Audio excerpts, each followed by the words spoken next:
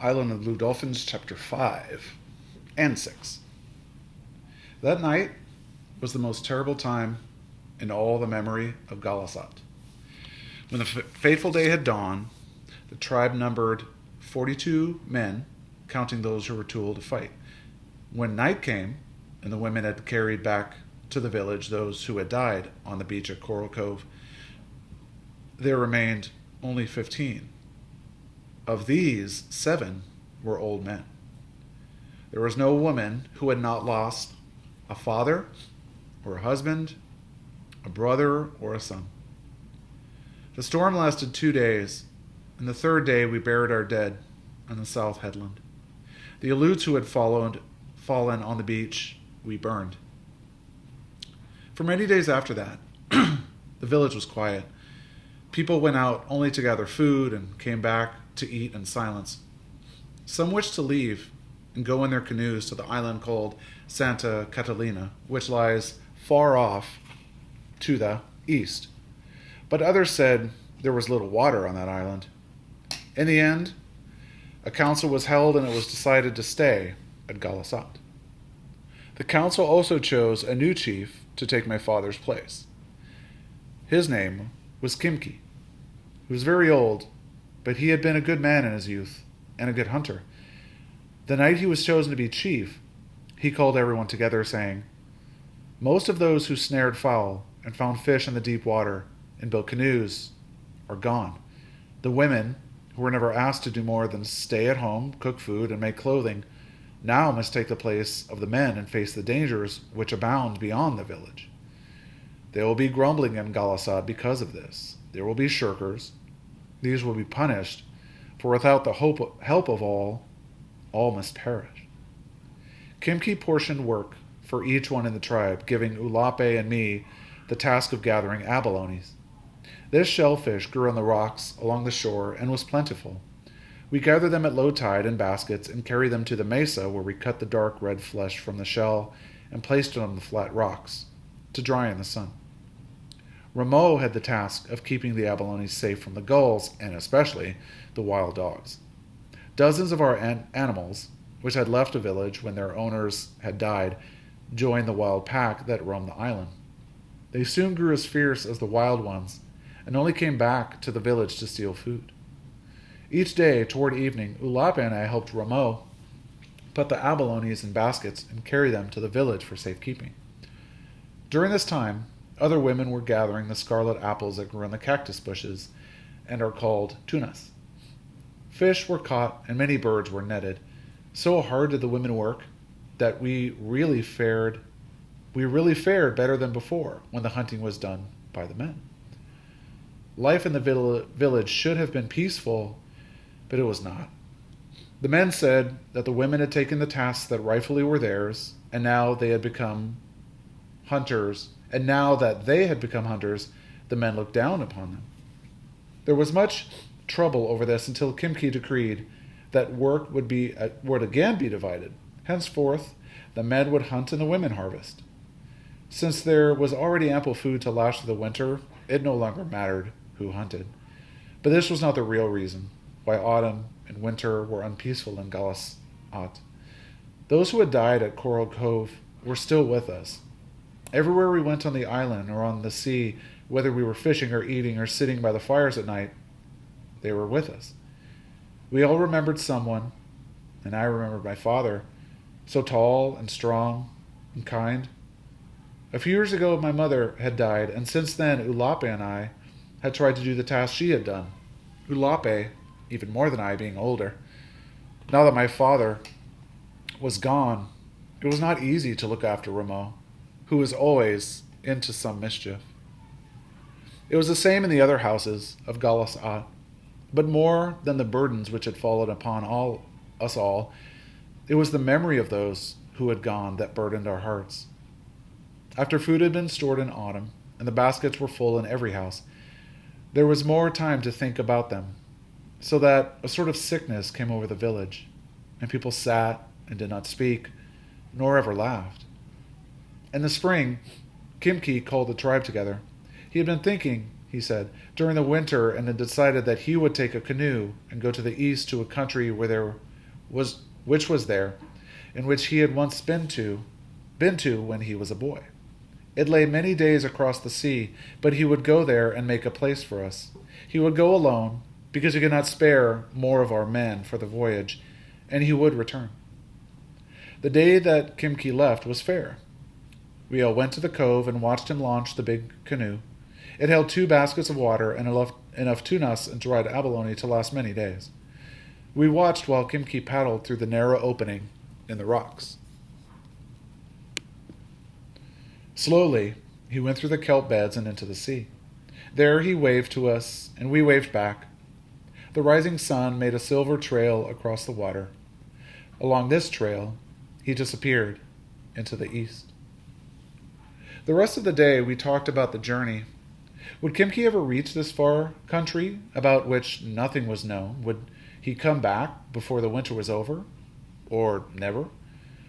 That night, we sat around the fire and talked while the wind blew and the waves crashed against the shore. Chapter 6. After Kimki had been gone 1 moon, we began to watch for his return. Every day, someone went to the cliff to scan the sea. Even on stormy days we went, and on days when fog shrouded the island. During the day, there was always a watcher on the cliff, and each night as we sat around our fires, we wondered if the next sun would bring him home. But the spring came and left, and the sea was empty. Kimki did not return. There were few storms that winter, and rain was light and ended early. This meant that we would need to be careful of water. In the old days, the springs sometimes ran low and no one worried, but now everything seemed to cause alarm. Many were afraid that we would die of thirst. There were other things more important to ponder, said Mata Sahib, who had taken Kimki's place.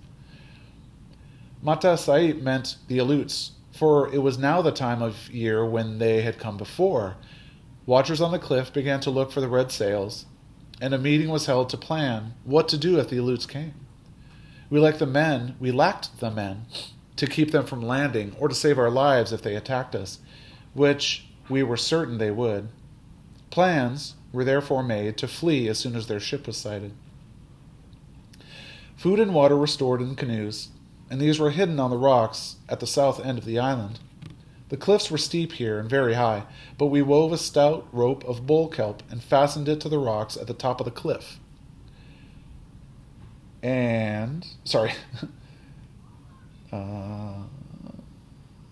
Top of the cliff so that it hung to the water. As soon as the Aleut ship was sighted, we would all go to the cliffs and let ourselves down one at a time. We would then leave in our canoes for the island of Santa Catalina. Although the entrance to Coral Cove was too narrow for a ship to pass through safely at night, men were sent there to watch the cove from dusk to dawn, besides those who watched during the day. Shortly afterwards, on a night of fine moon, one of the men came running back to the village. Everyone was asleep, but his cries quickly awakened us. "The Aleuts!" he shouted. "The Aleuts!"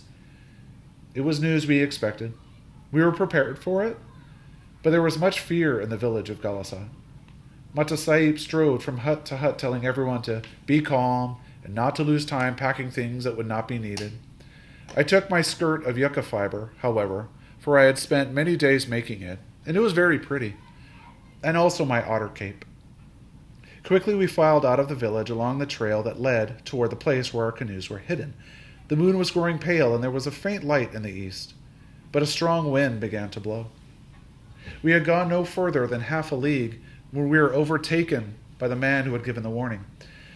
He spoke to Mata Sahib, but we all gathered around to listen to him.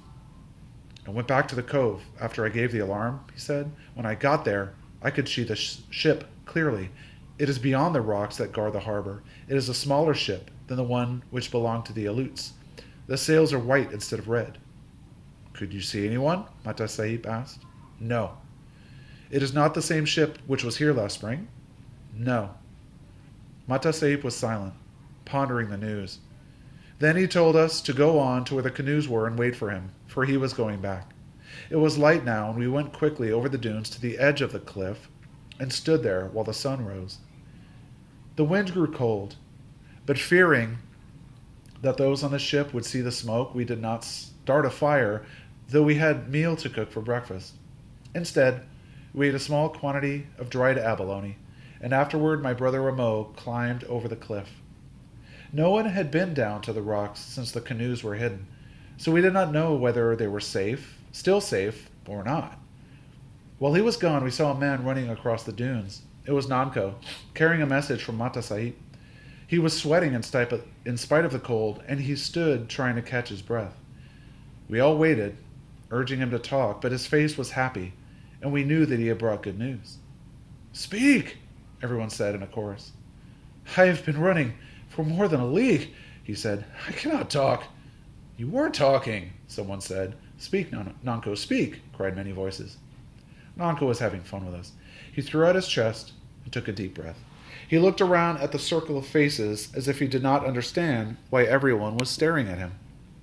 "The ship," he said at last, saying the words slowly, "does not belong to our enemies, the Aleuts. There are white men on this ship, and they have come from that place where Kimki went when he left our island." "Has Kimki returned?" the old man broke in. "No, but it is he who saw the white men and told them to come here." "What do they look like?" Ulape asked. "Are there boys on the ship?" asked Rameau, who had come back with a mouth full of something. Everyone seemed to be talking at once. Nanko made his face stern, which was hard for him to do because his mouth had been cut in the battle with the Aleuts, and ever since it had always seemed to smile. He held up his hand for silence. "The ship has come for one reason," he said, "to take us away from Galasat." "To what place?" I asked. It was good news that the ship did not belong to the Aleuts, but where would the white men take us? "I do not know to what place," he said. "Kimki knows, and he has asked the white men to take us there." Saying no more, Nanko turned back and we followed him. We were fearful of where we were going, yet we were happy, too.